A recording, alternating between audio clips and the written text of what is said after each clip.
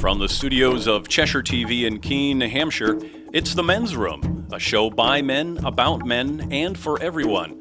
Sponsored by the Monadnock Men's Resource Center and hosted by Damien Licata and Forrest Seymour. Hello, everyone, and welcome to The Men's Room. Yes, got it right. Thank you. We're excited. We have a great guest today. We're going to have some interesting conversation. My name is Damien Licata. This is Forrest Seymour.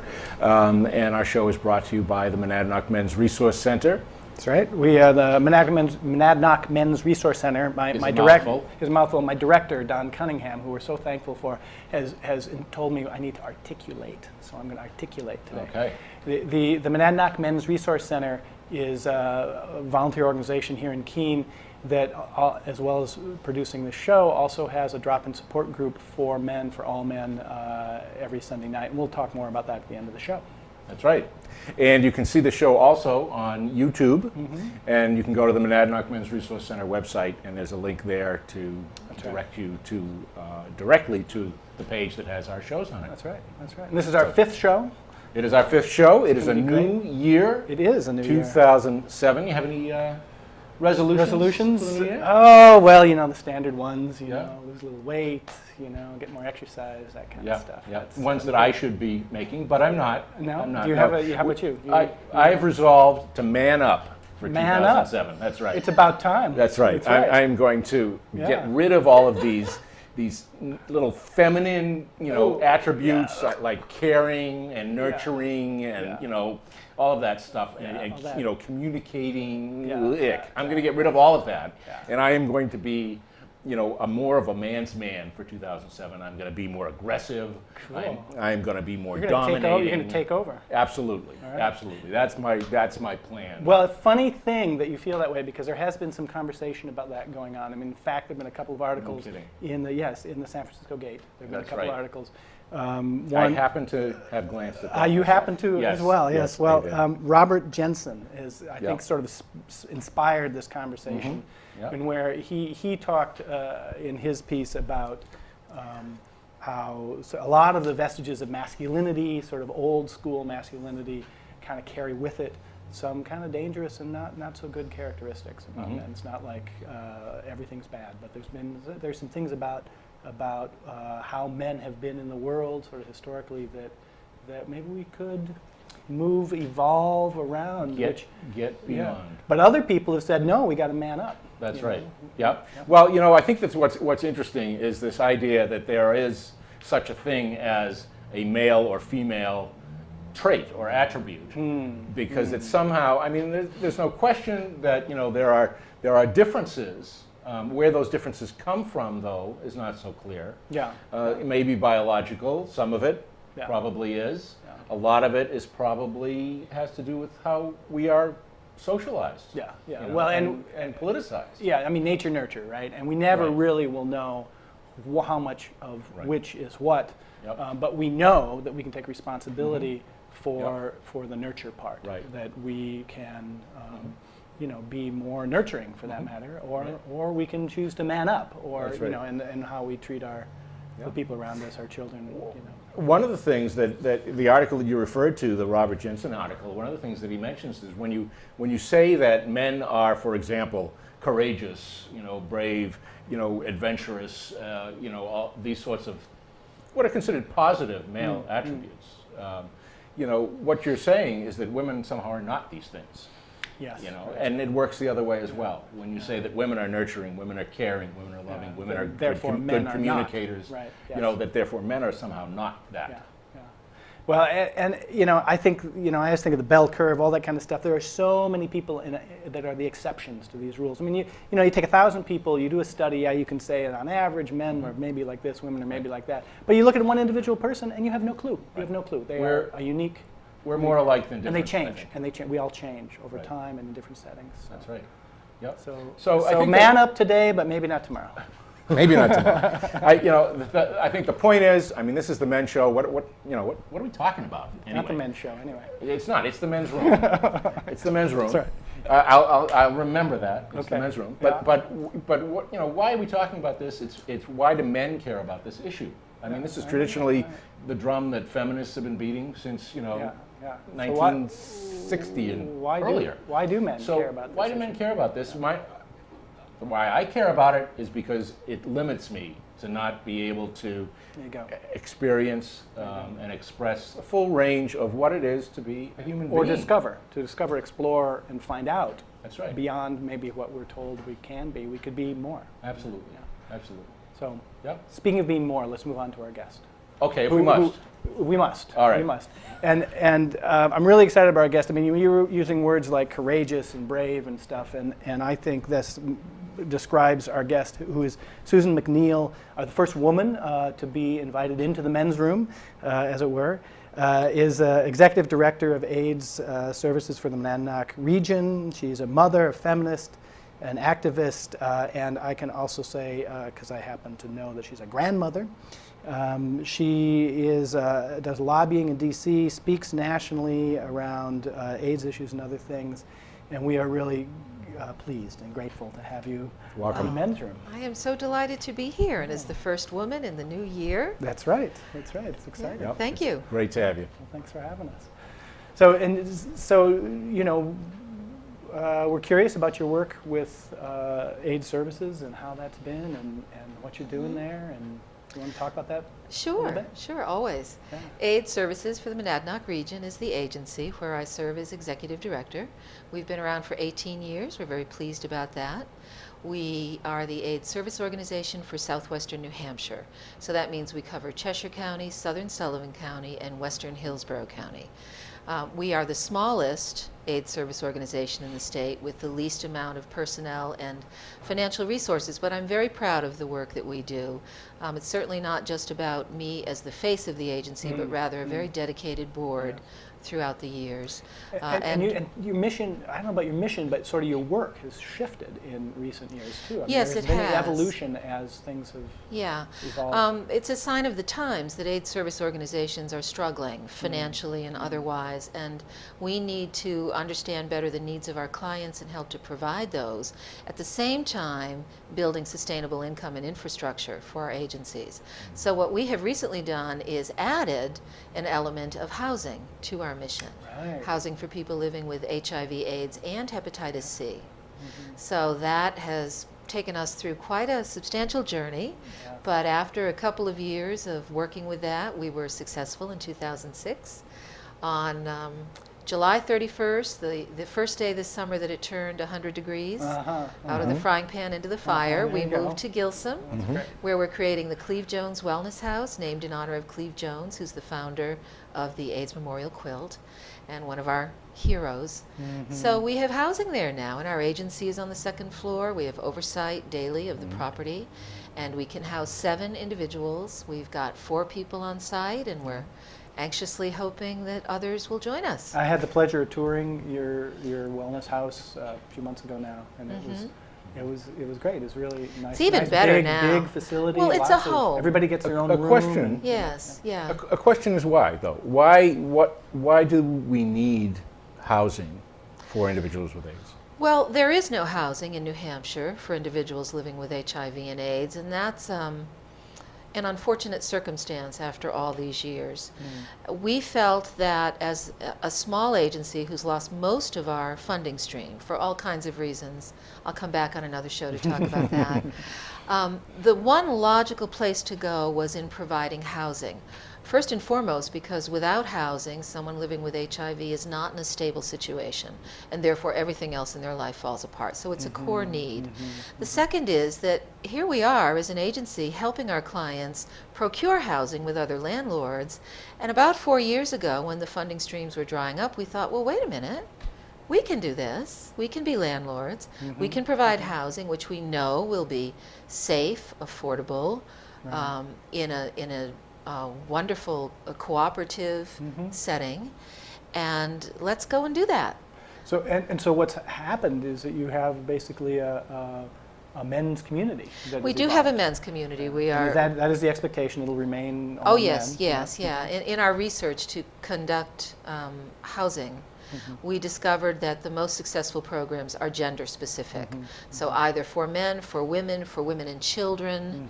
I didn't run across any for men and children, although I have had a couple of inquiries, which we sadly couldn't accommodate, of men who are trying to get clean from a history of injection drug use, left with raising their sons. Wow.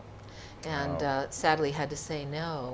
Those were people that were in shelter situations. But the need is great for housing for many populations, but particularly in New Hampshire for people living with HIV. And our notion is a bit different. We're not modeled after any particular existing program, but rather we went out and chose the pieces that were most important to us, that realistically we knew we could accomplish, which is, I think, the key. And now we're just seeking people who can meet that criteria. So what? I mean, maybe we should have on down the road somebody who lives in the Wellness House. But yeah, that the would be guys are great. But I wonder if you could talk about what they might say or what their experience has been of having this community of men. Particularly, they're sharing needs for support and all their housing. Well, I think the best way for me to answer that is to talk about this notion that we had as we developed housing, that we would need a house manager. That is, that we'd need someone who was sort of like the house mother, that would remind people to do their dishes, to pick up after themselves, to not leave their wet laundry in the washing machine, to shut the lights off, all of those things. That's how we came at this, thinking that it was our role. And very quickly we learned that the men who are living in our house are self-sufficient, are all of those qualities that you can man up if you want, that's fine. But I want to say that the men living in Wellness House demonstrate all of those capacities that you may want to put to the background for now. They are kind to one another. They are unbelievably supportive with one another. Right. If someone's cooking dinner in the kitchen, they'll say, "Hey, do you want to eat with me?" Yeah. They do their own laundry. They do their own dishes. They help me haul, and God knows I'm always hauling something. We have. This is my punishment for living in a building, working in a building with an elevator for 6 years and never taking the stairs. Now I am 3 stories, constantly going up and down stairs, so I get help. They are just wonderful, wonderful men and exhibit intrinsically all of those qualities.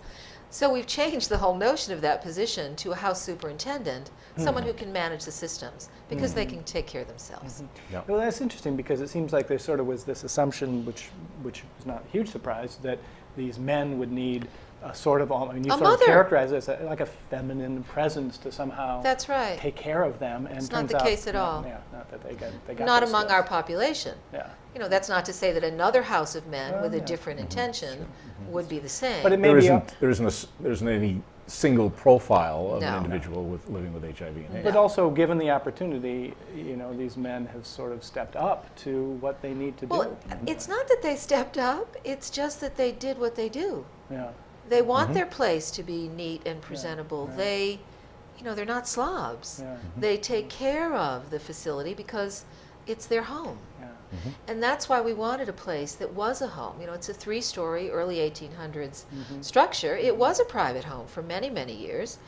And that's why we wanted to be there. We didn't want to be in a sterile environment. Yeah. And fortunately, we've created that. Yeah, well, that's good.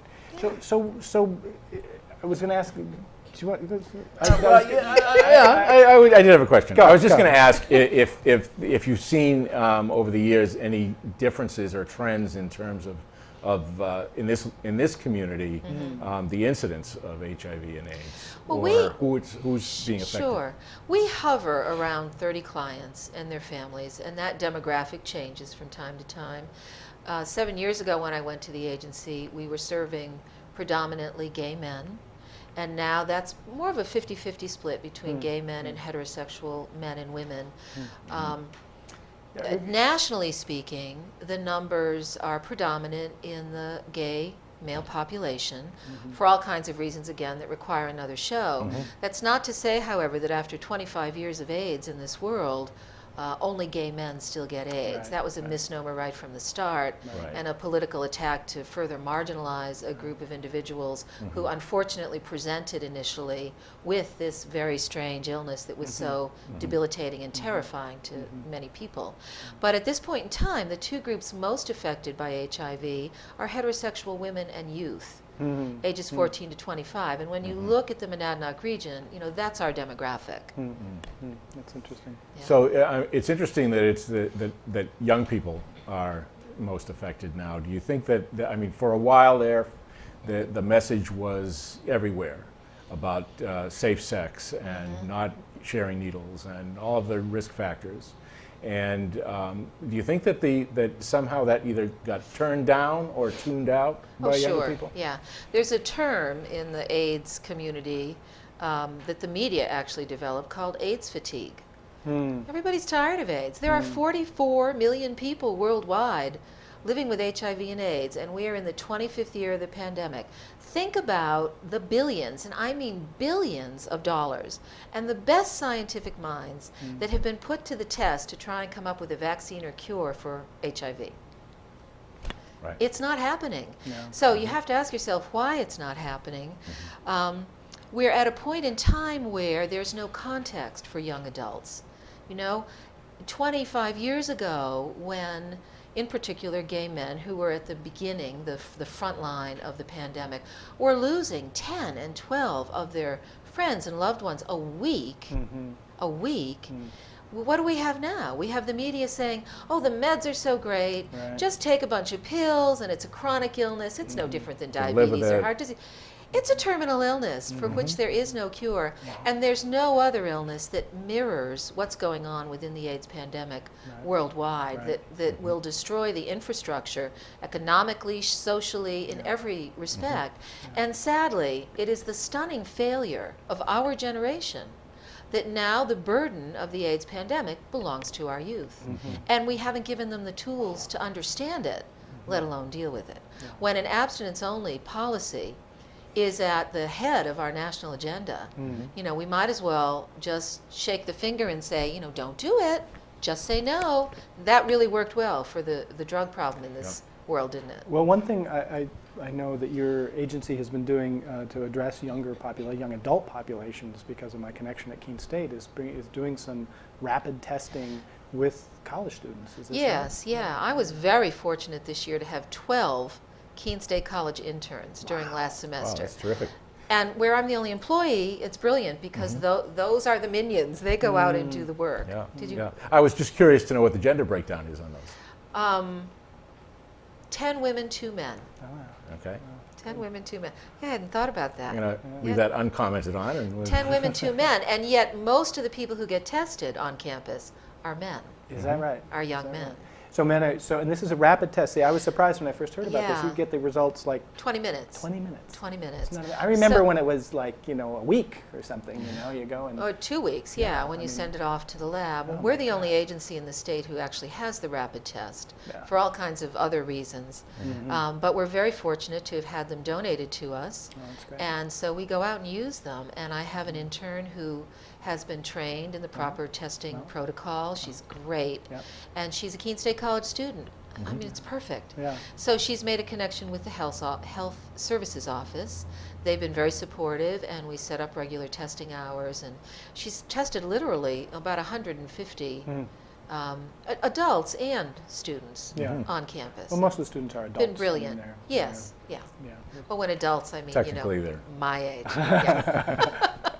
Our age. 14 to 25, that's the CDC definition of youth. Youth, yes. Yep. So they are youth. So they Probably qualify most of in them that are, yeah. demographic, yeah. And are you getting many positive tests? I mean, generally, Well, we've been doing statistically? this now for 2 years, and I've only had 1 positive test. Wow. But the most important thing is how many people now know their status. Right. Right. That And they're how getting many- tested is they're- great. you need to get tested. You need to first know your status before you do anything else. Well, and the message, particularly the message to men, I mean, it's great to hear that men are getting tested, because the message, that we all want to get out to men is about responsibility, taking responsibility for Right.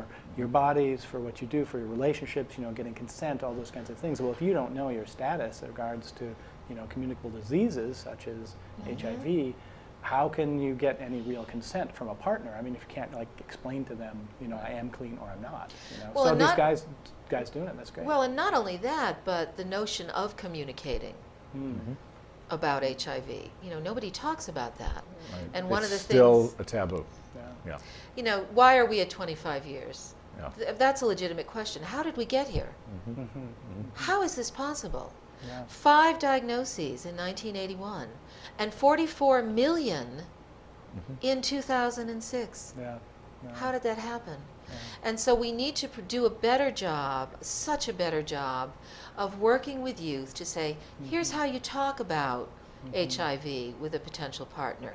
Here's the context you need to understand, that AIDS is not simply some sort of chronic illness that you live the rest of your life with. Ask anybody who's living with HIV. You know, they'll tell you it's no picnic.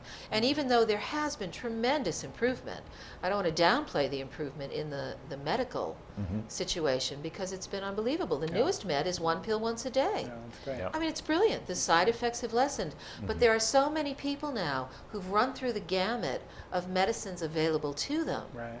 that something like this comes along and their system won't take it in. It's not useful for them. And when someone who's young contracts a virus, they need to have some genotyping done. They don't know what kind of virus that is. Yeah. Is it a virus that someone else has been carrying that is already not going to be able to react positively to half of the meds that are out there? You know, there are many strains of HIV. It's a very And you can see complicated why, situation. right? And I can see why young people, anybody, old people like us would just not want to know. 'Cause AIDS it's fatigue. complicated. It's AIDS fatigue, or Denial. it's fear. It's denial. Yes. It's scary. It's this big, Yes. big scary thing. Yeah, and when the situation exists, even in beautiful southwestern New Hampshire, and what I always say is that if it happens here, it can happen anywhere, because we're a beautiful community, and yet there is still clearly a misunderstanding.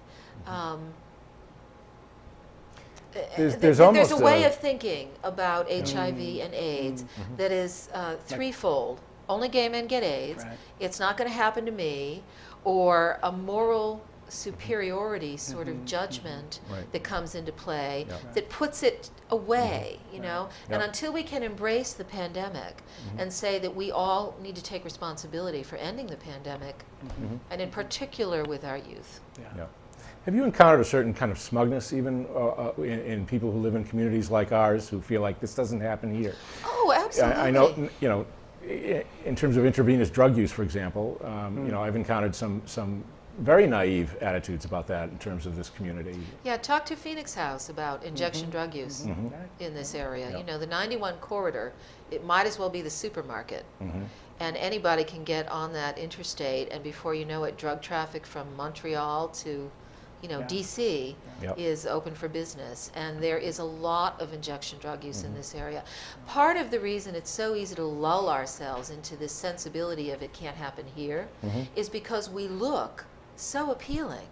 You know, the church at the head of the square, the Yeah. beautiful flowering trees. You have a nice veneer. You know, we don't have sex workers. All we have to do is drive to Manchester to see the opposite. We don't have sex workers hanging out on the corner. We don't have injection drug users comatose on the sidewalk. We don't have crack houses that we know about. We know that all these things exist, but they're very well hidden. Likewise, someone living with HIV, you know, walks among us, and yet people don't know it. You'd think that that information would help to inform them about the pandemic, and yet it's the opposite, I think, for all the reasons we've just discussed. Well, and so it's great that you and your 12 Keene State volunteers and all the other people we do that you the have best. working with It's you not are, enough, well, but we do yeah, the it best can we be. can. But it's important. It's important work, and Yeah. and I think the Wellness House, the evolution of that, and that is a great. It's great. Yeah, that we're proud of that effort. We're proud of it on behalf of everyone living with HIV, because that was a struggle. Yeah. That was a real struggle, and without the help of some very key elements like New Hampshire Legal Assistance and others, we never would have been successful. Citizens Bank, Keith Tebow at Southwestern Community Services, you know, we had real local support to make that happen. And now we're a model. You know, we said from the beginning, we're lofty sometimes, because you have to have high ideals, that we want to be the national replicable model for cooperative congregate housing for people living with HIV/AIDS and or hepatitis C. Because again, that's another show. Hepatitis C 4 times worse than HIV. So if 1.4 million people are living with HIV in the U.S., multiply that by 4, that's how many people are living with Hep C, and there's nothing for those folks. So we'll book you for that show. All right, if you want. that's And good. and we do have to wrap up. Oh no, I didn't get to ask my big question. That's too. Well, quick. Okay. Ask your big question. Young 30-something guy said to me, you got to explain that men's room show to me. I don't get it. Are they saying that we shouldn't watch football? Are they saying that it's wrong to be a man?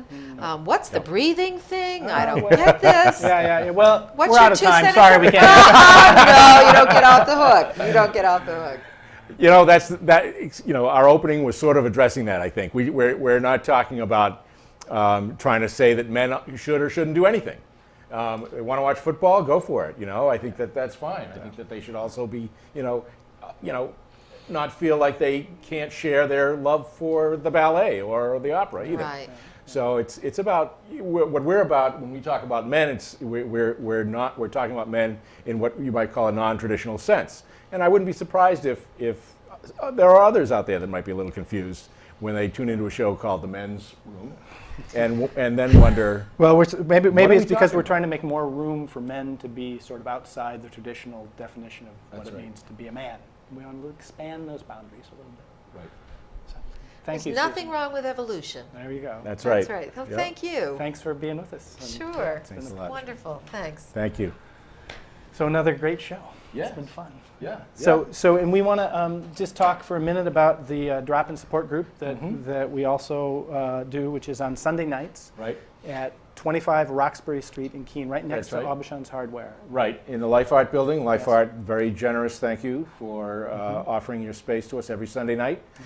These brochures are at various places around the community, and we encourage you to pick one up. Gives you some general information about the group, when and where, and what it's And about. the group is open to all men.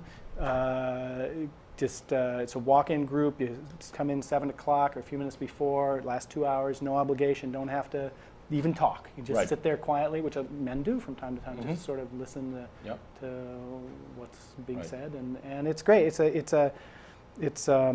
sort of a starter group for men. If men are in If crisis, you've never or had men- that sort of experience Yeah. before, Yeah. it's a very safe place Yeah. to sort of relate to other men in ways in which you may not have had that opportunity That's before. right. That's right. So we're hoping that some more men will come. We're always open. Doors are always open. Different new men every time. That's right. Yep. So I think we're done. Next week, our guest is, I've forgotten who our guest is next week. We can make it up. It's George Bush. George is coming on, and he's gonna, I can't don't know. remember. Yeah, what's in the calendar? So it's a surprise. It's a surprise guest. That's right. Comes Yes, up we out have a of the surprise cake. guest. All right.